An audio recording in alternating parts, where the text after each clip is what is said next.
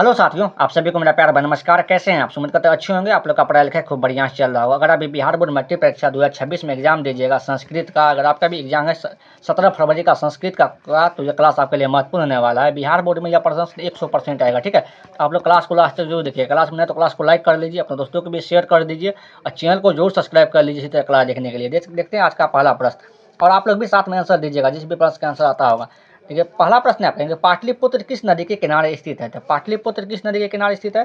गंगा नदी का। ठीक है, एक का सही आंसर ऑप्शन नंबर ए हो जाएगा। देखते हैं हम लोग दो का प्रश्न, और आपको भी साथ में आंसर देते रहना है। दो का प्रश्न है आपका यहाँ पे कि मंगलम पाठ में कुल कितने मंत्र है? तो मंगलम पाठ में कुल कितने मंत्र होते हैं? 5 मंत्र होता है। ठीक है, दो का सही आंसर ऑप्शन नंबर बी हो जाएगा। देखते हैं हम लोग तीन का प्रश्न। तीन का प्रश्न है आपका यहाँ पे कि मंगलम पाठ के रचनाकार कौन है? तो मंगलम पाठ के रचनाकार कौन है? महर्षि वेद व्यास। ठीक है, तो तीन का सही आंसर ऑप्शन नंबर सी हो जाएगा। देखते हैं हम लोग चार का प्रश्न। ये चार का प्रश्न है आपका यहाँ पे कि उपनिषद के रचनाकार कौन है? तो उपनिषद का रचनाकार कौन है? महर्षि वेद व्यास। ठीक है, चार का सही आंसर ऑप्शन नंबर सी हो जाएगा।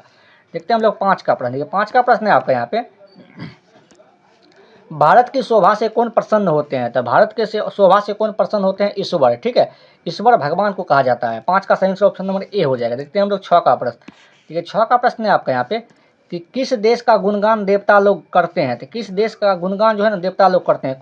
किस देश का? भारत का। ठीक है, छः का सही आंसर ऑप्शन नंबर ए हो जाएगा। देखते हैं हम लोग सात का प्रश्न। सात का प्रश्न है आपका यहाँ पे कि किस देश में देवता बार बार जन्म लेना चाहता है?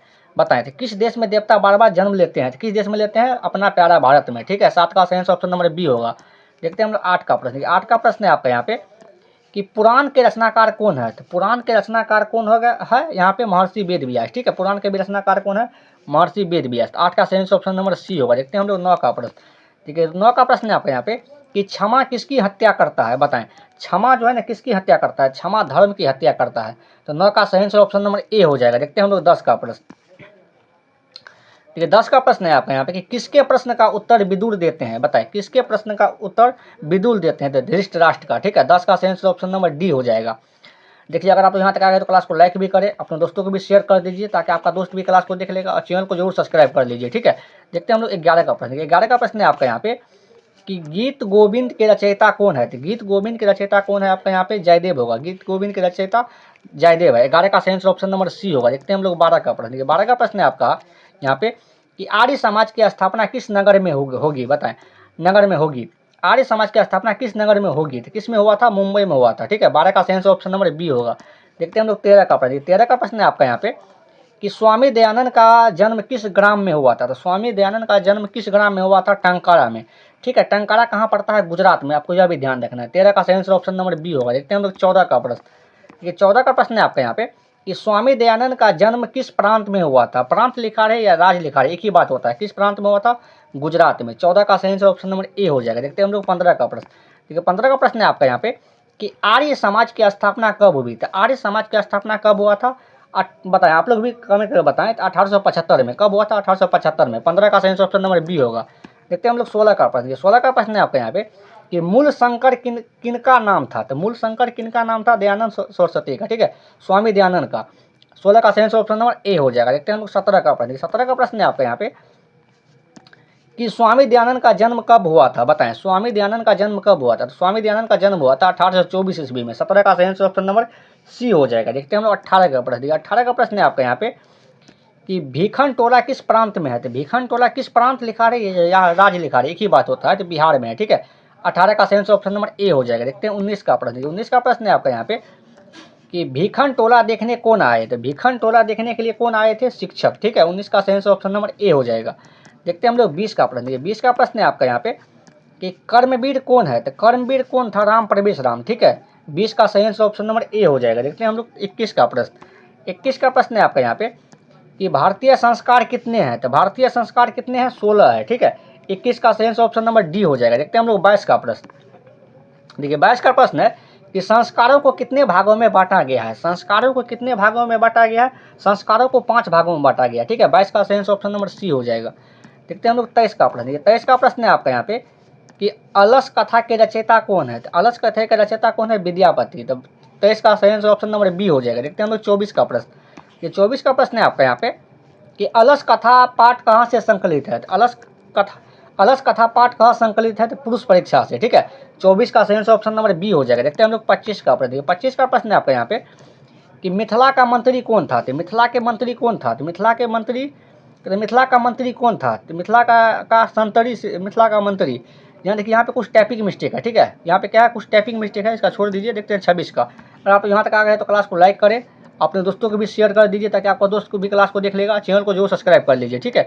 यहाँ तक मिथिला के मंत्री कौन था, वीरेश्वर था, ठीक है। कौन था, वीरेश्वर। आपको ध्यान रखना है यहाँ पे ऑप्शन टाइपिंग मिस्टेक है। देखते हैं हम लोग 26 का प्रश्न। 26 का प्रश्न है आपका यहाँ पे कि आलसी पुरुष कितने थे, बताएं आलसी पुरुष कितने थे, तो आलसी पुरुष कितने थे, आलसी पुरुष 4 थे, ठीक है। 26 का सही ऑप्शन नंबर सी हो जाएगा।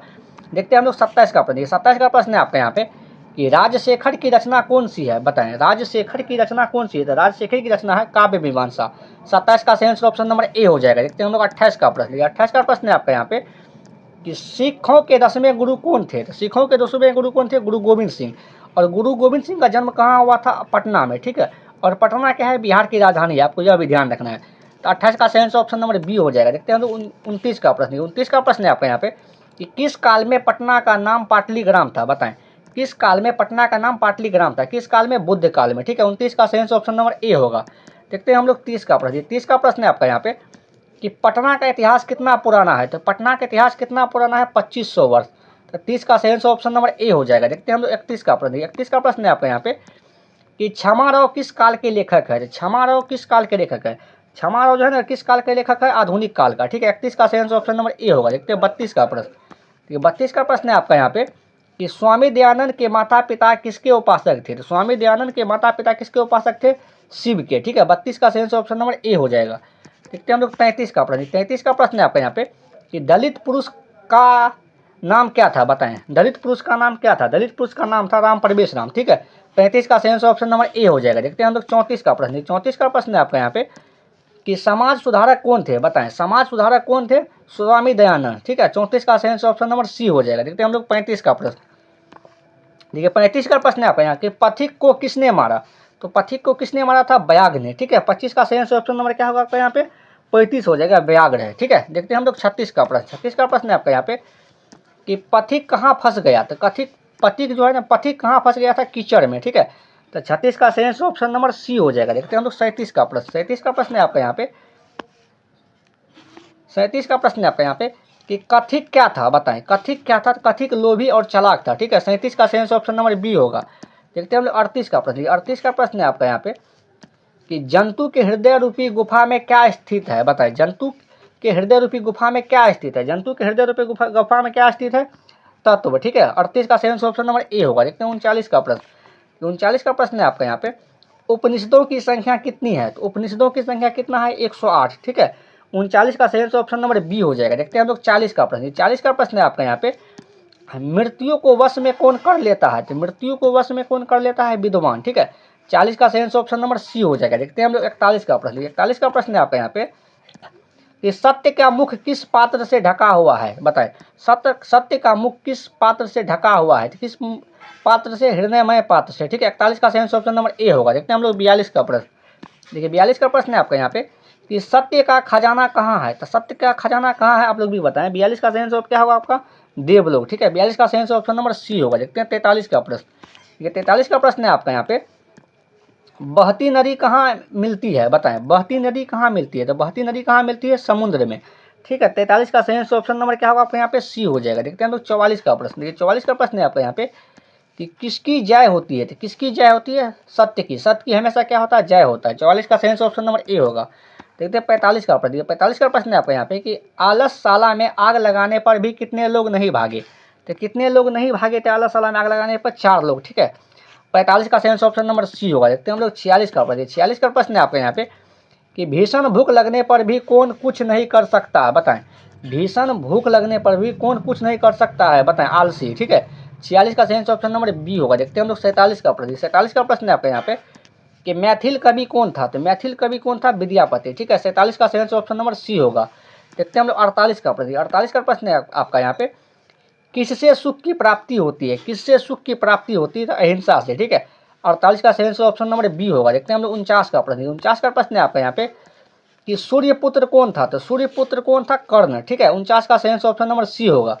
देखते हैं हम लोग 50 का प्रश्न। 50 का प्रश्न है आपका यहाँ पे कि कर्ण किस देश का राजा था। तो कर्ण किस देश के राजा था? अंग देश का। ठीक है, अंग देश का राजा था। अंग देश वर्तमान में क्या है? भागलपुर। जो बिहार में भागलपुर है, इसी को क्या बोला जाता है? अंग प्रदेश बोला जाता है। ठीक है, 50 का सही आंसर ऑप्शन नंबर ए हो जाएगा। यह आज का अंतिम प्रश्न था। अगर आप यहाँ तक आए तो क्लास को लाइक भी करें, अपने दोस्तों को भी शेयर कर दीजिए और चैनल को जरूर सब्सक्राइब कर लीजिए। ठीक है, आज के लिए इतना ही, मिलते हैं अगले क्लास में। Thank you.